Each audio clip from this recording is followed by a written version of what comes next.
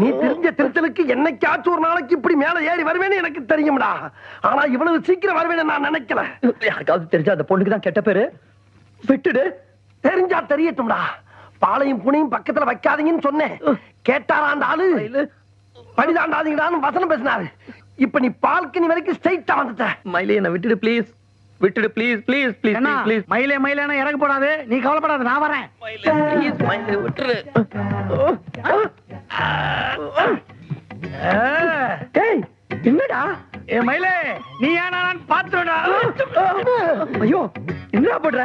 கால விடுடா. இன்னைக்கு கையா காலான்னு பாத்துருவோம்டா. கை விட்டு மயிலே. டேய் கால விடுடா.